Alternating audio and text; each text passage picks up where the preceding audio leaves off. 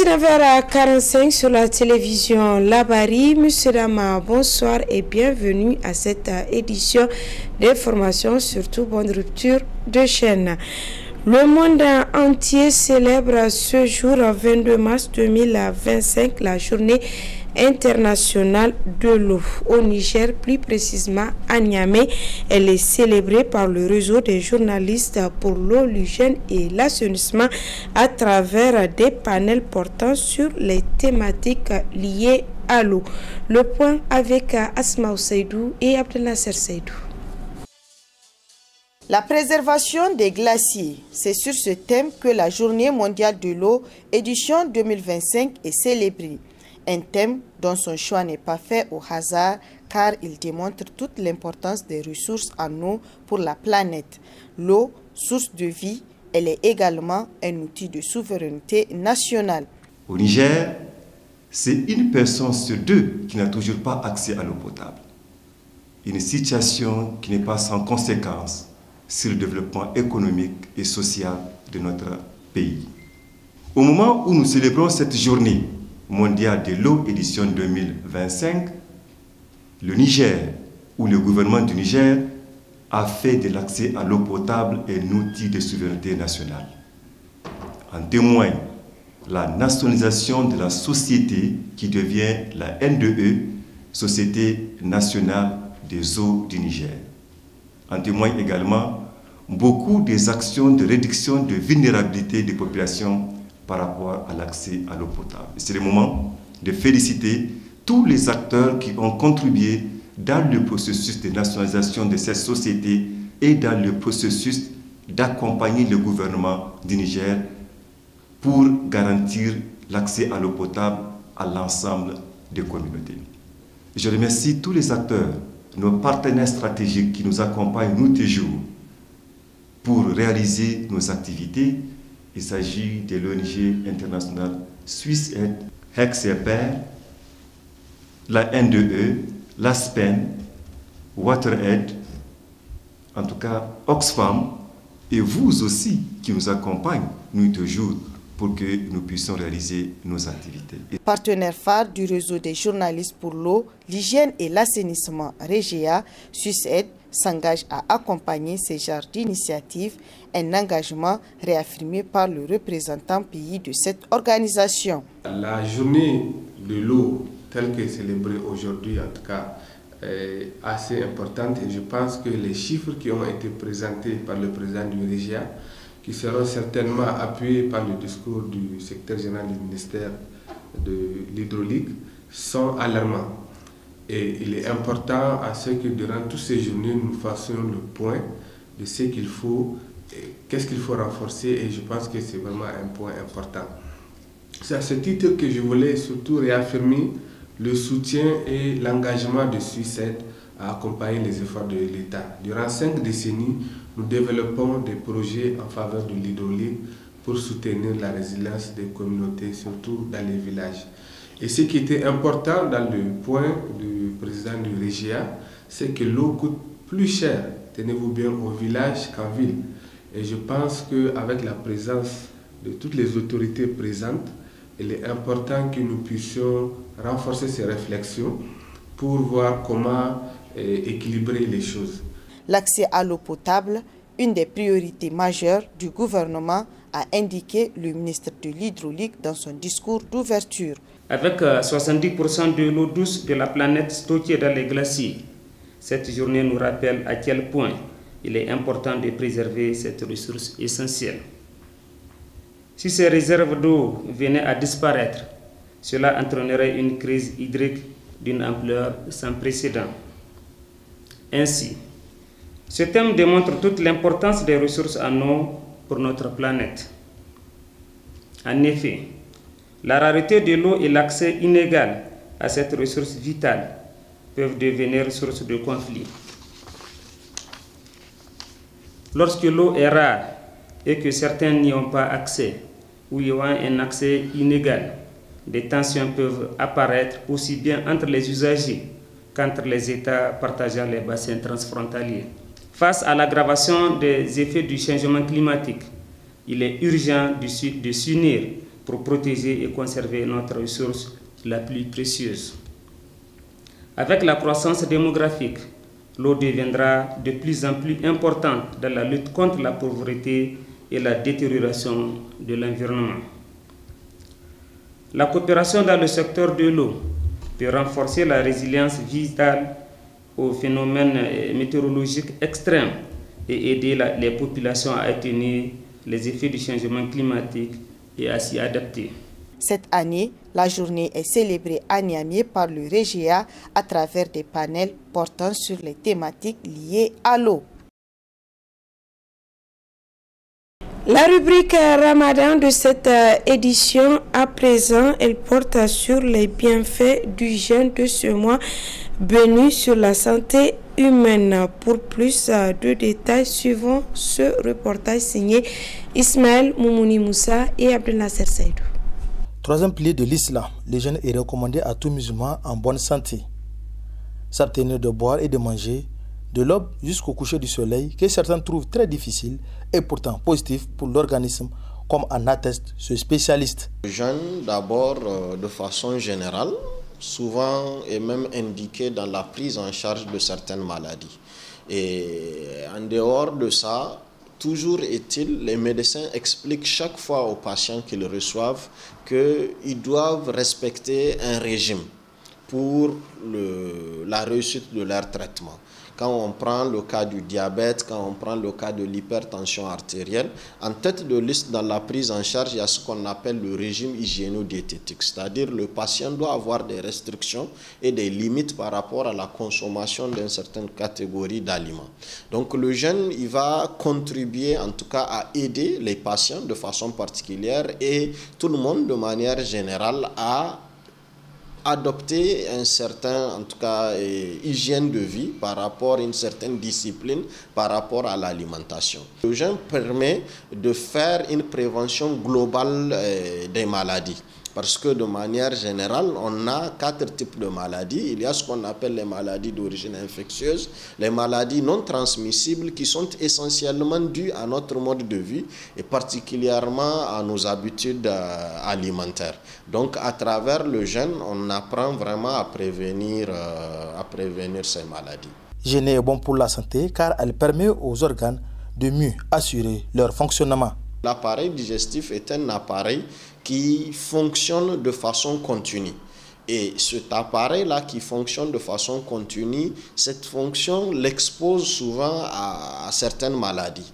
Mais le jeûne intervient pour mettre au repos l'appareil digestif. Et quand l'appareil digestif est au repos, c'est beaucoup d'organes qui profitent pour se reposer. Parmi ces organes, vous avez même les glandes salivaires, vous avez l'estomac, le pancréas, le foie, la vésicule biliaire. Tous sont des organes qui vont profiter de ce moment-là pour aller au repos.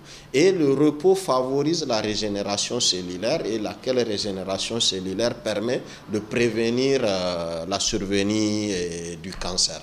En dehors des bienfaits sur la santé humaine, le jeûne est également une opportunité de transformation personnelle et spirituelle, favorisant un équilibre du corps, l'esprit et de l'âme.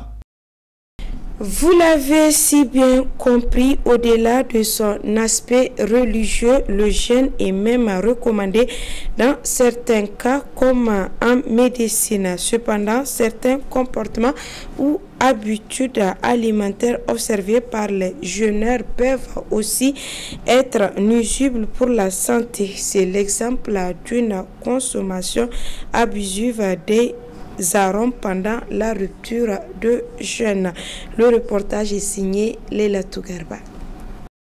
L'arôme est une substance utilisée pour donner du goût et de l'odeur aux aliments et consommée par la population. L'arôme, c'est un produit qui contient ce qu'on appelle des exhausteurs de goût.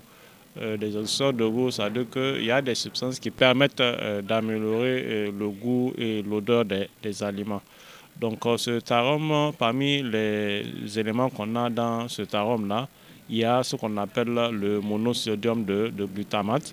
En plus du monosodium de glutamate, on a d'autres substances qui sont contenues dans des arômes.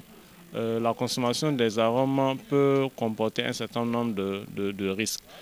Parmi les risques associés à la consommation des arômes, il y a le fait que les arômes contiennent du sel.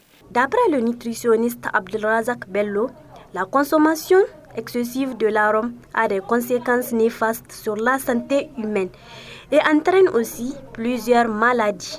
La consommation des arômes peut être favorable à la survenue d'une augmentation de la tension artérielle et qui peut conduire notamment à une maladie cardiovasculaire.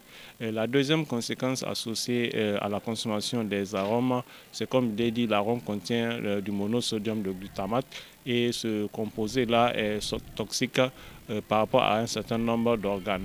On sait que la consommation du monosodium glutamate, selon certaines études, pourrait avoir un effet sur la survenue des maladies de type cancer. On a également une relation entre la consommation du monosodium de glutamate et certains troubles digestifs. C'est notamment lorsque on a fait un recensement au niveau de certains restaurants où on a une consommation excessive de monosodium de glutamate, on a remarqué qu'il y avait des troubles digestifs, la prévalence des troubles digestifs était beaucoup plus élevée. On a également la consommation excessive des arômes associée au fait que les arômes contiennent de la mauvaise graisse et ça peut être également favorable à la survenue des maladies cardiovasculaires. Donc c'est pour dire que consommer des arômes, c'est vraiment pas l'idéal pour être en bonne santé. Et du coup, l'appel que je lancerai, c'est vraiment de dire ceci. Dire que il y a la première, c'est vraiment mon premier appel, c'est à l'intention des personnes qui sont chargées du contrôle de qualité de ces arômes-là.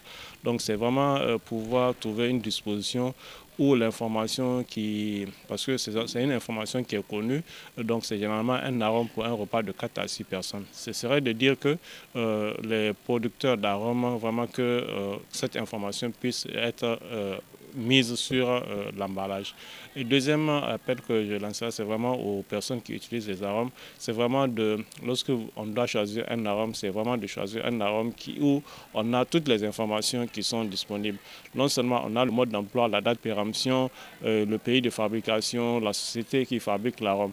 Alors que sur certains arômes, à part le nom de l'arôme, on n'a aucune autre information. Il est donc essentiel de faire preuve de vigilance et de privilégier une alimentation saine et équilibrée pour éviter les risques pour la santé liés à la surconsommation d'arômes. Parlons environnement cette fois-ci pour évoquer la problématique de la gestion des ordures ménagères qui se pose avec acuité au niveau de la ville de Niamey. Le cas de l'ancienne carrière du quartier Koubia dans le 1er arrondissement de la capitale est assez illustratif et doit interpeller plus d'un. Le reportage est signé Adam Ousmana et Sadoudoumi.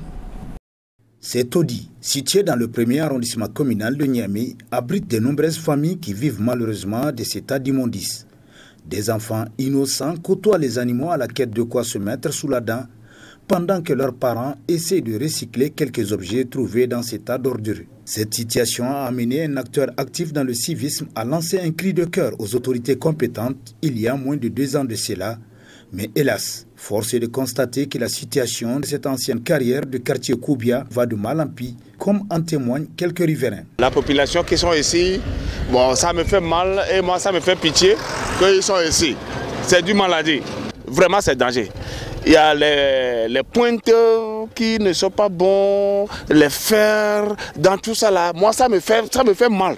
Des fois quand je vois les enfants traîner ici, nus, sans porter les culottes, tout ça là, ça me fait mal. Et ils sont en train de préparer ici. Et les fumées noires, tout ça là, quand ça rentre dans nos trucs là, ça fait mal. Nous-mêmes qui passons ici, des fois, on a peur qu'il y a les bandits qui sont ici. Parce que dès qu'ils sont ici là, il y a les bandits aussi qui sont là. La nuit, ils sont là et on ne sait pas qui est qui. Ça expose les riverains à des aspects sécuritaires et sanitaires.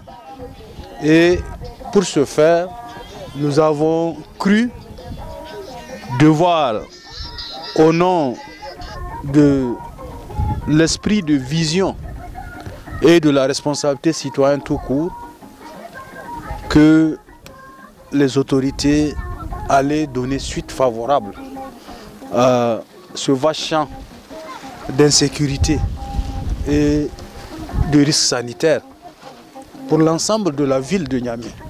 Et il se trouve qu'aujourd'hui, au-delà des ordures, c'est pratiquement un village qui vient de naître sur ce champ d'ordures.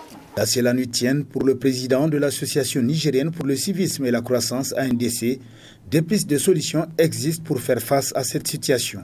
Nous souhaiterions que l'État, dans la dynamique actuelle, prendrait en compte non seulement le souci de ces populations-là, mais en même temps, ça expose aussi les riverains sur les mêmes risques. Donc c'est pour cela que nous en appelons à la responsabilité des autorités régionales et de la ville de Niamey à prendre les dispositions adaptées au nom de l'esprit de l'encadrement social pour un engagement à la responsabilité citoyenne de tous les acteurs. Nous pensons qu'en termes de propositions que nous pouvons faire à l'autorité, le premier aspect, c'est de venir constater par elle-même de visu la réalité du terrain. Deuxièmement, il faut procéder à une mesure d'identification de tous ceux qui sont sur ce site-là.